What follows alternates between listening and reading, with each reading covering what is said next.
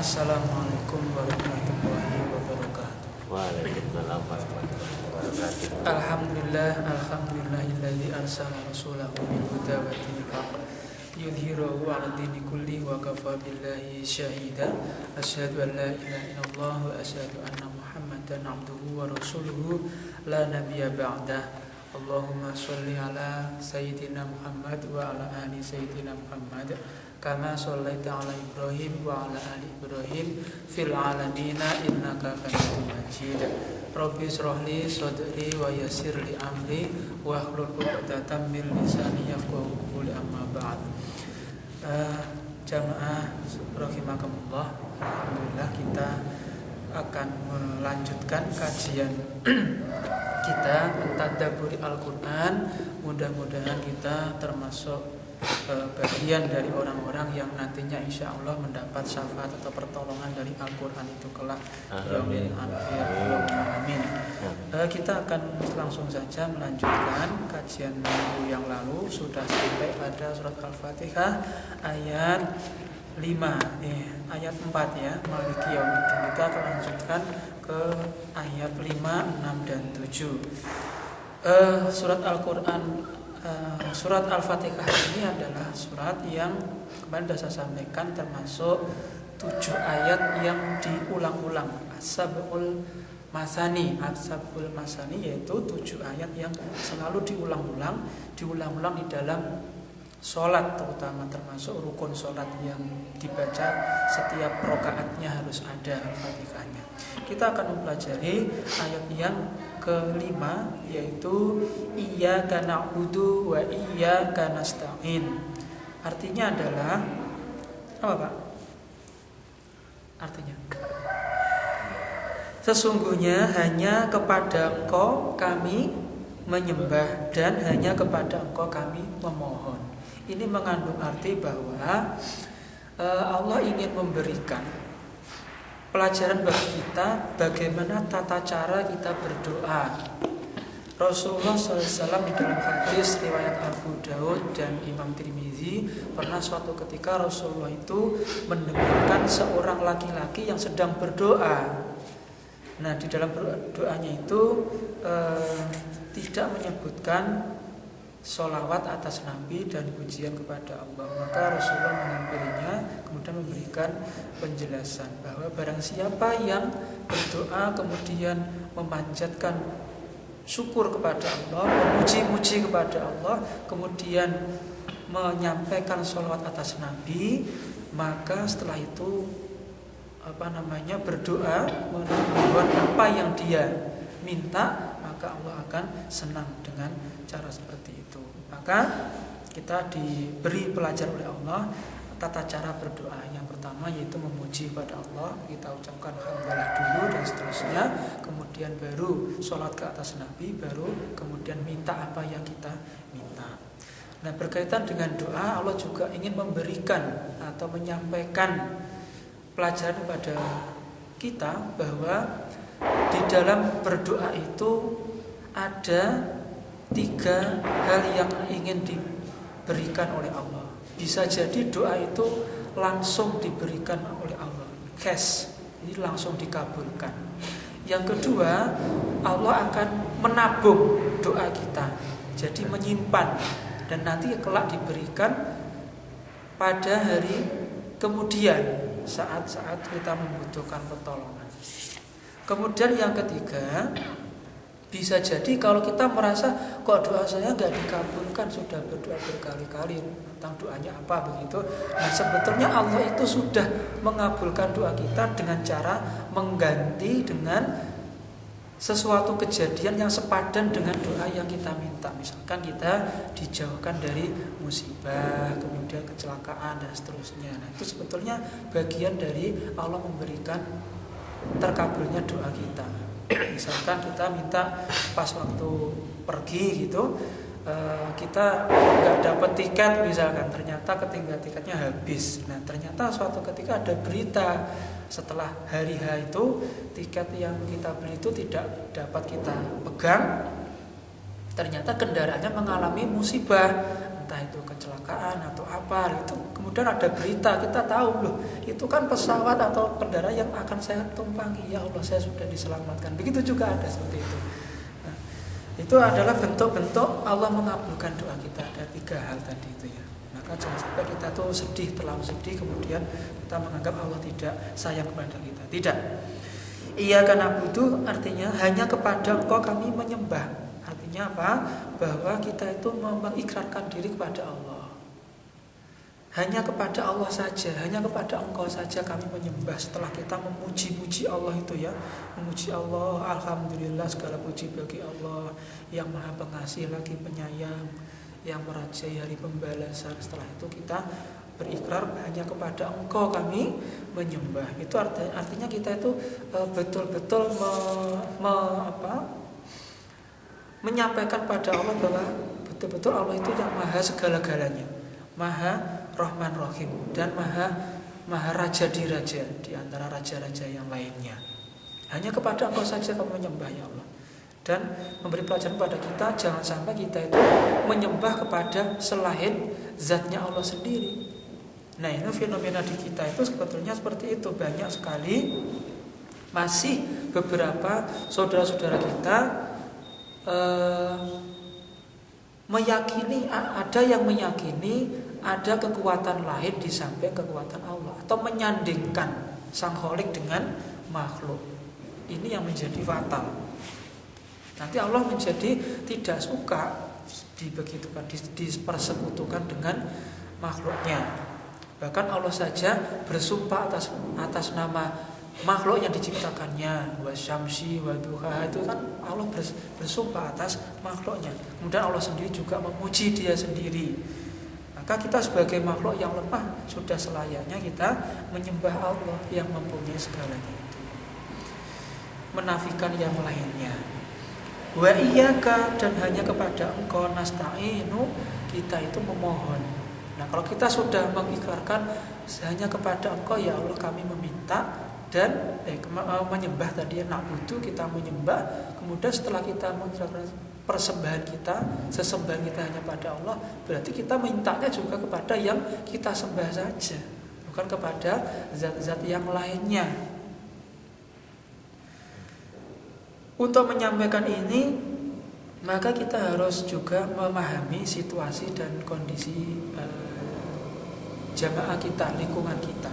Kita tahu bahwa di Indonesia ini dulu awal-awalnya sejarahnya kan bukan negara, bukan yang beragama Muslim ya. Dulu sejarahnya banyak yang beragama Hindu dan Buddha, bahkan bersanding. Yang notabene mereka meyakini banyak sekali kekuatan-kekuatan lain. Ada Tuhan dewa-dewa itu, dewa angin, dewa api, dewa air dan seterusnya. Itu mereka yakin ada kekuatan seperti itu. Nah, ketika seorang ulama datang di sini, waktu itu ulamanya itu disebut dengan Wali Songo, maka akan susah kalau mengubah keyakinan yang kuat seperti itu menjadi atau berubah kepada keyakinan yang satu saja, yang esa, yaitu ada kekuatan Allah. Itu sangat sulit. Maka bagaimana upayanya mereka para wali itu meyakinkan bahwa ada kekuatan tunggal di samping kekuatan-kekuatan yang lainnya. Sekarang pun juga masih ada ternyata sampai seperti itu.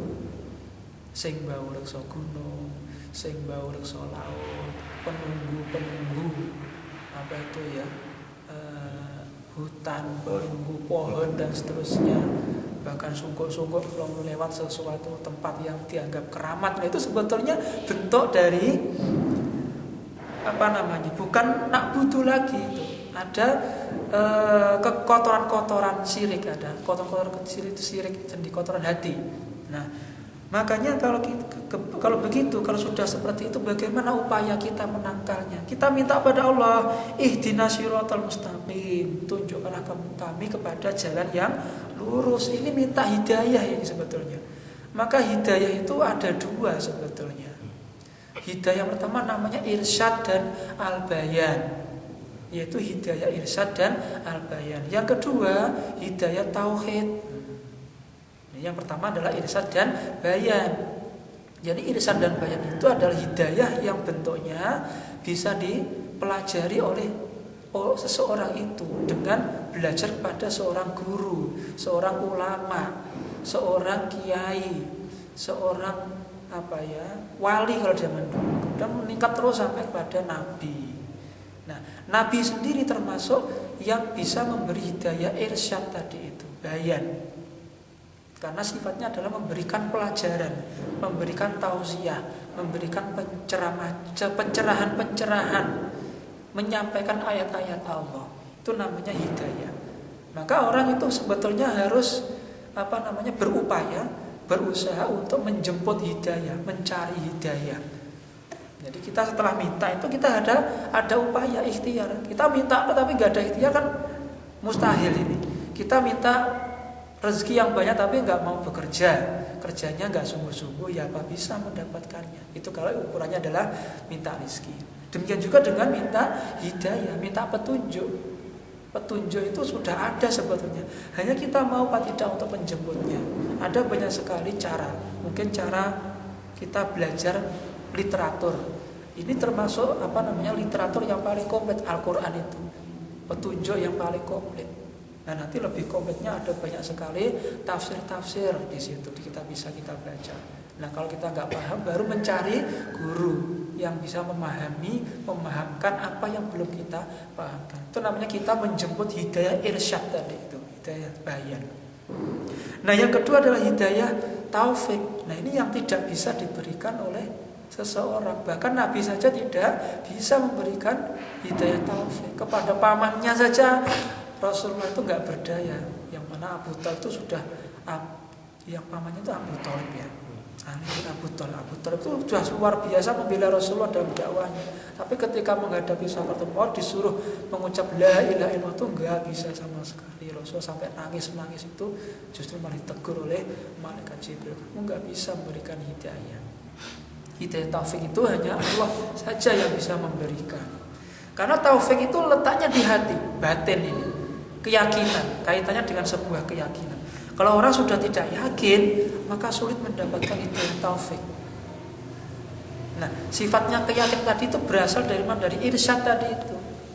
Mau tidak mendengarkan ceramah, mau tidak mencari guru, mau tidak membaca buku-buku agama dan seterusnya. Maka itu adalah ihdinas siratal mustaqim. Tunjukkanlah kami ke dalam jalan yang lurus. Jalan yang lurus itu yang mana sebetulnya? Kalau hidayah itu kan sifatnya umum ya, penjelasan umum. Nah, tapi yang dimaksud di dalam ayat 6 ini adalah siratal ladzi, yaitu jalannya alladzina, orang-orang yang an'amta yang engkau beri nikmat. Siapa yang kau beri nikmat itu? Alaihim, atas mereka, yaitu para nabi,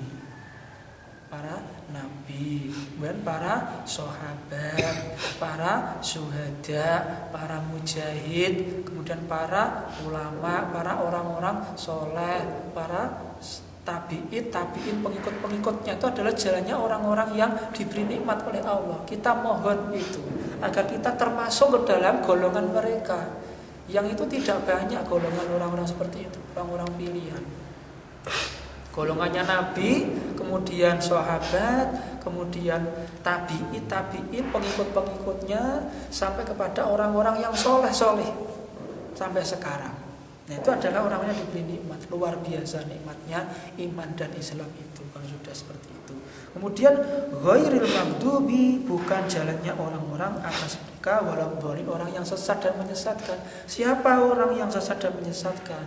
Yaitu golongannya orang-orang yang kufur nikmat, orang yang siapa yaitu ya, contohnya itu Fir'aun, kemudian Bal'am, kemudian Namrud, siapa lagi? Itu pokoknya orang, kemudian Abu Jahal, Abu Lahab, itu abu-abu yang nakal-nakal itu semuanya adalah orang-orang yang maghdub, sesat dan menyesatkan orang.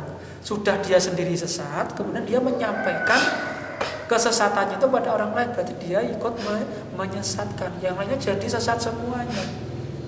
Nah, para rahib itu orang-orang yang pendeta-pendeta Yahudi itu sebetulnya tahu tentang isi Al-Qur'an.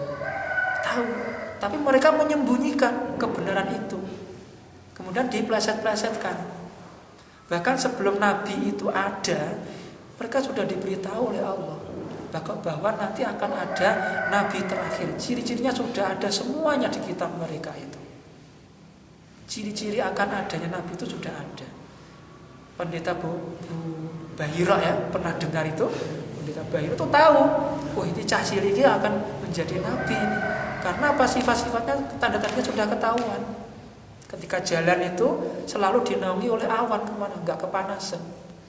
Itu salah satu tanda. Tapi mengingkarinya, kemudian beberapa rahib itu mengingkarinya, tidak mau mengakuinya. Mereka malu begitu, mereka egois begitu ya, karena tidak sesuai dengan harapan mereka, tidak sesuai nasabnya, egois itu tadi, sehingga mereka tidak menyampaikan kebenaran itu kepada umat-umatnya, sehingga umatnya ikut tersesat gara-gara dia tidak menyampaikan kebenaran itu. Maka seorang penceramah, seorang mubalik bagi kita semuanya, kita tidak boleh menyembunyikan ayat-ayat Allah. Nah, yang lebih parah lagi kalau sudah di kotak-kotak ya. Kalau di dalam sebuah negeri misalkan sudah mulai mengisolasi atau sudah memulai ini jangan disampaikan, ini jangan. Nah, ini sudah berbahaya. Padahal perintahnya adalah sampaikan kebenaran itu. Maka hanya orang-orang yang takut saja sebetulnya yang tidak membolehkan itu, yang sudah mulai mengisolasi dirinya sendiri. Berarti orang yang seperti ini tidak mau mendapatkan hidayah. Dia tuh sudah menolak duluan. Maka orang yang seperti ini nantinya oleh Allah dalam kitab di dalam surat Al-Baqarah itu sudah dikunci mati hatinya. Sudah nggak didapat hidayah lagi karena sudah mengunci diri sebetulnya. Sudah nggak mau menerima tausiah, tidak mau menerima pencerahan, maka hatinya akan dikunci mati. Khatamallahu ala qulubihim wa ala sam'ihim, bahkan pendengarannya juga nggak mau lagi mendengarkan hal-hal yang baik. Tausiah itu udah nggak mempan lagi. Hatinya sudah dikunci, sam'ihim itu pendengarannya juga sudah dikunci, penglihatannya juga demikian. Sudah sangat sakit, bahkan sakitnya ditambah terus. Fazadahumullahu maradha, sangat sakit hatinya, sakit hati. Ketika ada orang mengaji itu sakit hati, ketika ada orang menyampaikan kebenaran sakit hati lagi, tambah sakit hati. Nah, itulah Bapak Ibu, Bapak sekalian, kajian kita pagi ini tentang surat Al-Fatihah, 7 ayat yang insya Allah nanti akan kita lanjutkan kepada ayat yang berikutnya. Mungkin kita awali dari yang pendek-pendek dulu saja. Atau nanti ada sesuatu yang bisa kita diskusikan, disampaikan, sesuatu yang fenomena ya sesuai dengan apa yang kita hadapi, sehingga kita mengkajinya tidak monoton dari kami saja. Demikian kita akhiri dengan baca alhamdulillah bersama-sama. Alhamdulillahirabbil alamin. Subhanakallahumma wa bihamdika asyhadu an la ilaha illa anta astaghfiruka wa atubu ilaik. Bila ada yang lebihnya mohon maaf. Wabillahi taufiq wal hidayah. Wassalamualaikum warahmatullahi wabarakatuh. Waalaikumsalam warahmatullahi wabarakatuh.